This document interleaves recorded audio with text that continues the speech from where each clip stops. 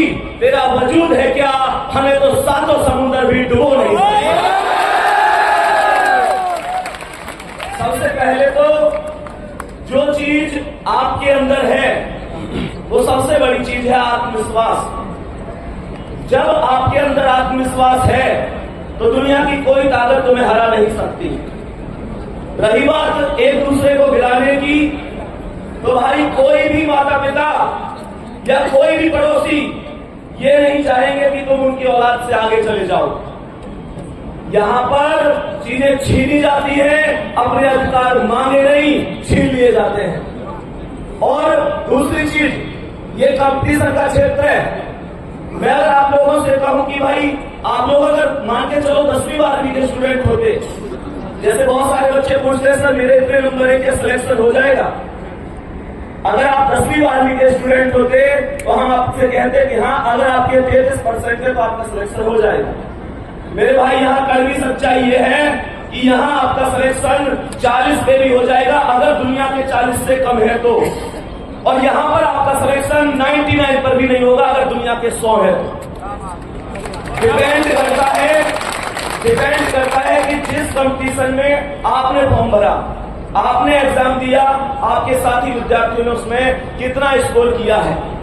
मैं बस आपसे एक बात कहूंगा, जब मौका मिला है तो निश्चित रूप से मौका खाली नहीं जाना चाहिए। प्यारे बच्चे, किसी ने कहा है माता न जलेगी रोज तुम्हें, माता न जलेगी रोज तुम्हें, ये दिल भी रोज नहीं होगा, तलवार उठेगी रोज नहीं, ये रण भी रोज नहीं होगा। मिलती न जवानी भिक्षा से, मिलती न जवानी भिक्षा से, तलवार मिली कब मांगे से, प्राणों को त्राण मिला न कभी, यूं पीठ दिखाकर भागे से। बिन मांगे मोती मिलते हैं, बिन मांगे मोती मिलते हैं, मांगे से भीख नहीं मिलती, मरने को दुनिया मरती है पर रण की मौत नहीं मिलती, रण की मौत नहीं मिलती। मैं तुम लोगों से बस एक चीज कहूंगा, तुम किसी के लिए पढ़ो मत पढ़ो। मेरे दोस्त, एक चीज और मैंने एक बार देखी, अभी की बातें लगभग मुझे लगता है कि 1 महीना हुआ होगा, एक स्टूडेंट की मम्मी का फोन आया था मेरे पास। मैं तुम्हें ये चीज भी कह के जाऊंगा, पता नहीं कहनी चाहिए या नहीं कहनी चाहिए। एक स्टूडेंट की माता का फोन आया, वो परिचित थी, उनका बच्चा पढ़ा था, तो उनका फोन आया, वो बोली कि बेटा हमारे बच्चे को बस एक बात समझा दो कि वो हम जैसे कभी उसको डांटते हैं ना तो वो कभी तो घर छोड़ के जाने की धमकी देता है, कभी मरने की धमकी देता है, कभी ये सारी चीजें। एक चीज सोच के देखो क्या गुजरती होगी उन माता पिता के ऊपर। मैं तुम्हें यहाँ पर एक छोटी सी कहानी बताता हूँ। एक पिता और उनका बच्चा घर की छत पर एक पतंग उड़ा रहे थे। तो जब वो पतंग उड़ा रहे थे तो बच्चे ने पतंग उड़ाते थे अपने पिता से कहा कि पिताजी अगर हम इस जो ये रील है, जो धागा होता है ना उसका, अगर हम इस धागे को पूरी तरीके से खोल दें तो निश्चित रूप से ये पतंग और भी ऊंचा हो सकती है। तो पिताजी ने कहा बेटा बस इतनी सी बात। तो पिताजी ने रील जो धागा था वो पूरा खोल दिया। निश्चित रूप से पतंग बहुत ऊंची उड़ी, लेकिन वो कुछ क्षणिक समय के लिए और फिर वो नीचे आके गिर गई। मैं तुमको एक बात बताना चाहूंगा, इससे हमें एक शिक्षा जरूर लेनी चाहिए कि ये जो हमारे धर्म के अनुशासन है, गुरुओं की फटकार है, माता पिता का डर है, ये कहीं ना कहीं हमको गलत रास्ते पर जाने से हमेशा रोकता है। हमें उनकी भावनाओं को समझना चाहिए। ये नहीं है कि तुम उनको धोख देने लगे, इस चीज को समझो। कोई माता पिता ये चाहता है कि तुम जिंदगी में कामयाब ना हो? बताओ मुझे। अरे तुम उस माँ को क्या धोख देते हो जो माँ अपने बचपन में छिपकली से डर जाती थी, आज तुम्हारी दुनिया की खातिर इस दुनिया के मगरमच्छों से डर गई। तुम उस माँ को क्या धोख दे सकते हो?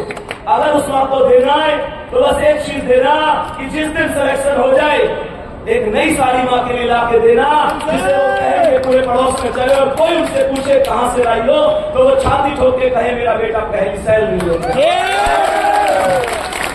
उस पिता के लिए मेरे दोस्त एक बात बताओ, जब उन्होंने तुम्हारे लिए, जब उन लोगों ने तुम्हारे लिए किया तो क्या कभी तुम्हारे लिए कोई कमी छोड़ी? कभी भी कोई कमी छोड़ी? अरे हाँ या ना? जोर से बोलो।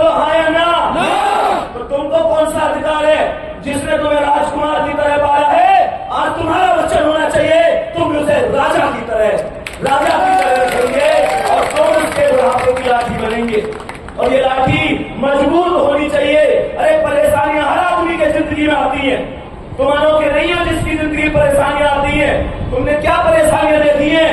कभी अपने किताबों के झोले को उस बच्चे के झोले से मिलाकर देखना जो बच्चा मात्र 10, 14, 15 साल की उम्र में सुबह को कूड़ा बीनने के लिए जाता है।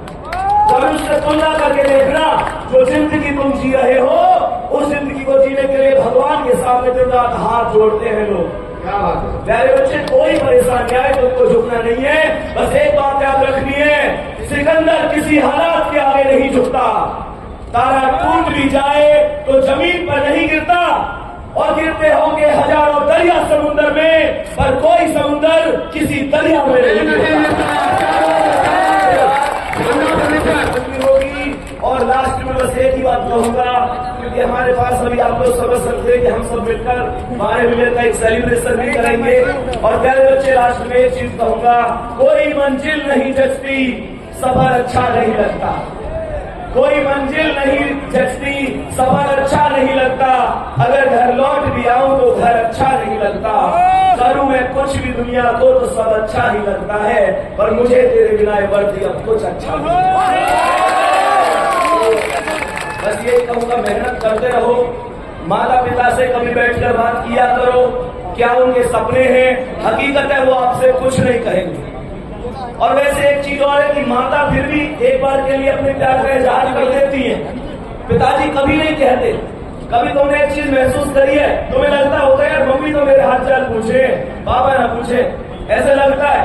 वो बहुत कठोर होते हैं, लेकिन अंदर उनके क्या चल रहा होता है उनको ही पता है। जब तुम कहीं जा रहे होते हो ना, कभी ऐसे महसूस करिए किसी ने कि तुम कहीं गए हो और तुमसे मम्मी फोन पे बात कर रही है, कभी आवाज आई है पीछे से कि इससे ये कुछ खाना खाया कर ना, आवाज पीछे से किसकी होती है? माँ की आवाज होती है, और शब्दों को कहलवाने वाले पिताजी होते हैं। क्या बात है। हमारी जिंदगी में माता और पिता से बढ़कर दुनिया की कोई चीज नहीं है। एक दिन ऐसा होना चाहिए जब उनको आप पर गर्व होना चाहिए। निश्चित रूप से ये भर्ती आपकी, ये सिलेक्शन आपके।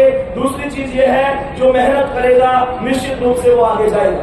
मेरे दोस्त, बाकी यही है, कंपटीशन का क्षेत्र है, ना कोई कृष्ण सुदामा है इस क्षेत्र में, ना कुछ है। मैं सच बात कहूँ तो ना जाने कितने दोस्त मुझे भूल गए जो मुझसे ज्यादा कामयाब हो गए, और ना जाने कितनों को मैं भूल गया जो मुझसे कम कामयाब रह गए। ये बाकी सच्चाई है, वास्तविकता कोई किसी का नहीं है। मैं तुम्हें एक चीज बताता हूँ, एक जंगल में एक बार दो दोस्त जा रहे थे, और जैसे ही दो दोस्त जा रहे थे वो अचानक शेर आ गया। तो जो पहला वाला दोस्त था वो अपने जूते के फीते टाइट करने लग गया, तो दूसरा वाला बोला, अरे तेज भागने से क्या है, अभी मैं तू टाइट कर भी लेगा तो शेर से तेज तो हम फिर भी ना भाग सके। तो उस दोस्त ने कहा, शेर से तेज कौन है भागने में? बोला तो तेज भागना। इसका मतलब क्या है? इसका मतलब है कि आदमी पूरी तरीके से पहले खुद कामयाब होना चाहता है। मेरी बात समझ रहे हो? अब तुमको ऐसा लगेगा कि भैया तो स्वार्थ की बात कर रहे हैं, ऐसा लगेगा ना, तो भैया तो स्वार्थ की बात कर रहे हैं। मेरे दोस्त, अगर मान के चलो ऑप्शन 2 है, तो मैं चाहूंगा मैं भी कामयाब हो जाऊं और हमारा सर भी कामयाब हो जाए। लेकिन अगर ऑप्शन 1 है तो मैं एक ही बात चाहूंगा, मैं कामयाब हो जाऊं। और इतना स्वार्थ तो तुम्हें लेना ही पड़ेगा, क्योंकि हमारे सर की क्या गारंटी है कल कामयाब हो गए ये मुझे ना भूले तो। इस बात को समझो।